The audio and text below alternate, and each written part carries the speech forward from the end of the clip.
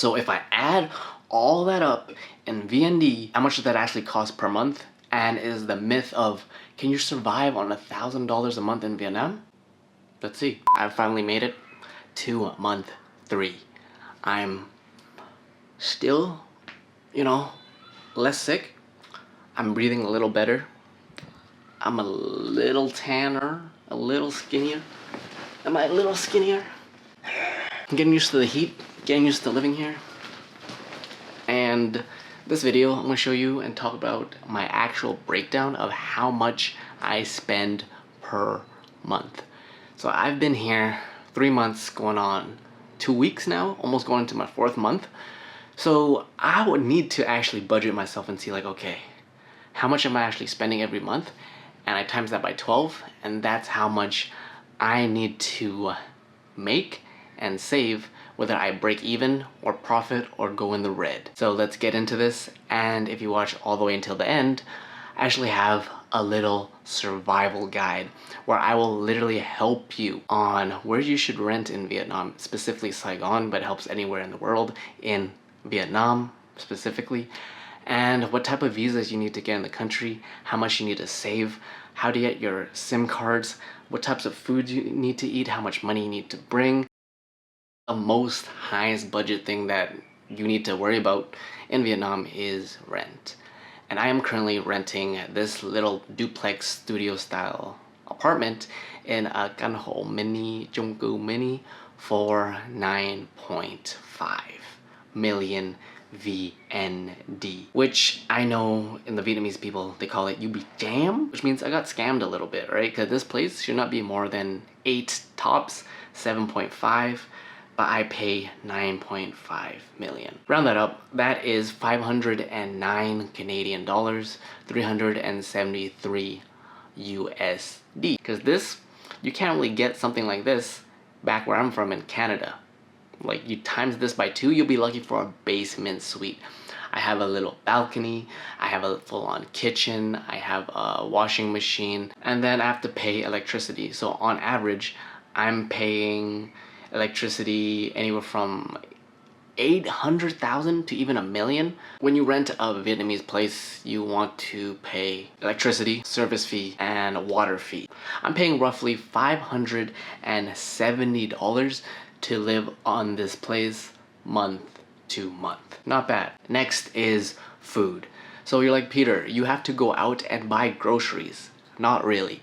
One of the great things about being in Vietnam is, kind of blows my mind, is it's actually a lot cheaper to go out and about and buy street food from a local restaurant, a vendor, street food, than it is to go and buy grocery shoppings yourself. But I was able to buy groceries for the first couple of weeks, and I averaged around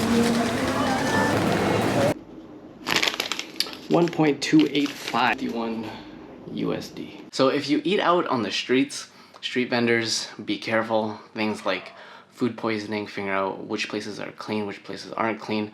But let's say you find a place that you like, average price will be 30 to 40,000 for a bowl of pho. So that's $2. You have that 3 times a day.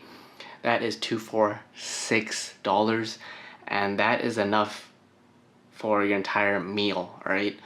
Whereas if you go to the grocery store, you're gonna be paying 300, 400, 5,000 VND to cook, and then you have to prep that 3 times.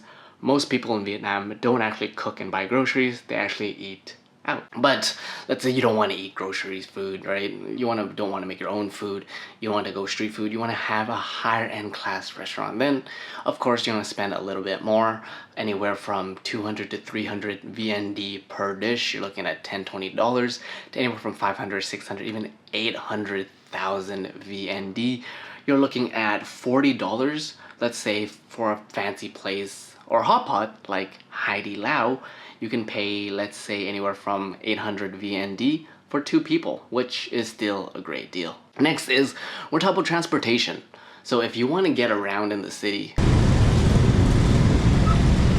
one of the things you need to do is you get a bike.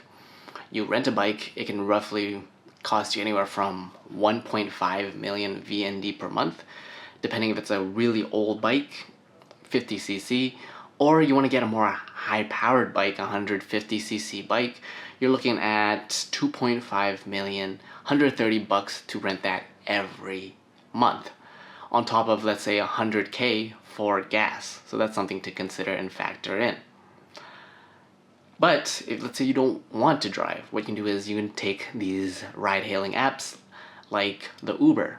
Like we have Grab here, we have Bee, we have Saigon, we have Gojek, and these are apps where you download on your phone, you punch in your address, A to B, and this will cost you, depending on where you live, it'll cost you anywhere from 30,000 VND, which is like $1.50, to maybe even 50,000 to get from point A to B. You have a round trip, you're spending 100,000 VND, anywhere from 60 to 100,000 VND per round trip. So you're looking at $3, maybe $5 to get to point A to B to back. Next is when you right out of the airport, when you want to think about, everyone nowadays, you got to think about your phone. And one of the things that was mind-blowing for me is I paid for my phone up front. I went with the carrier Phone. There are other two main ones called Viettel and Mobifone, not sponsored. Go with any of those top three, you'll be completely fine. But what I did was I paid for everything up front. I paid for entire year's phone plan, which cost me roughly around 1.2 million Vietnam dong. I'm paying 100K a month.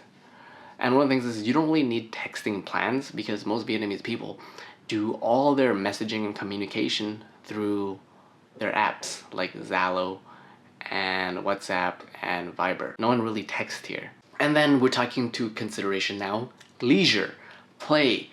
So let's say you want to go out to eat and have fancy dinners here and there, right? You want to spend, let's say, 2 to 3 million per month on top of that. Maybe a million, maybe two, depending on your overall lifestyle. And last but not least is the gym. So I paid for my gym 8 months upfront. I also paid a little overpriced for this, but I learned my lesson. I'm paying 500,000 a month for my Vietnamese gym, which is roughly around 26 bucks a month. Depending where you're in Canada, that may be on the low end, the mid end, but gyms in Vietnam can actually get pretty pricey. You're paying anywhere from, let's say, 25 bucks to even 100 bucks USD plus. And the longer you sign up for them, the cheaper it gets. But everything in Vietnam is upfront, cash, credit, everything. With everything added up on my end, roughly anywhere from, give or take, plus to 3 minus 3 standard deviations, I'm looking anywhere from 17 million to 19 million to be on the safer end. I am literally spending every month $1,019.25 Canadian. Convert that to USD, I am spending $746 per month. I am by no means ballin', and I am by no means hella struggling. I'm somewhere in the middle. And that was the goal of this experience. So if you want to figure out, can I live on $1,000 USD? Is it still possible? Especially in Saigon, being one of the most expensive cities in Vietnam? You sure can. Of course, you want to offset this. You want to have a job maybe. You want to have making sure you have enough income where it's like, okay, no matter what, I'm capping myself at cannot spend more than $1,500 a month. That's what I have mental number in my head. Check, check, check. Make sure I'm budgeting.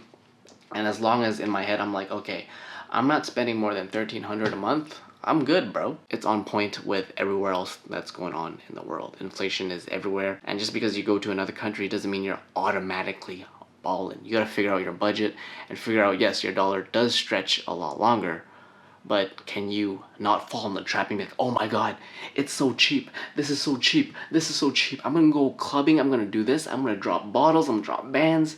Next thing you know, you're over in your head with $10,000 and you're like, can I live here for another 5 months? Help me help you. Put together this Vietnam survival guide, helps anywhere in Vietnam, but specifically targeting Ho Chi Minh City. Saigon. And it's literally everything that I wish I knew, from getting scammed, foreigner tax, things that I'm like, wait, I didn't know that. As much as I could prepare, I was like, isn't expecting to go through what I went through. So I literally put together this entire guide, and this is my gift to you, to make sure that you know exactly what you're gonna face. Because I remember when I was first planning for my trip to Vietnam, hitting up random people who lived in Vietnam, like, hey, can you help me with this? How do I do this? How did you do it? How? You get this guide is more information than you will ever get from me replying to your DM or you DMing anybody else. This guide will be your holy Bible, or whatever you believe in. You know, this guide is to help you. In the next video, who knows what I'm up to. If y'all want a room tour, let me know. Give you a little room tour.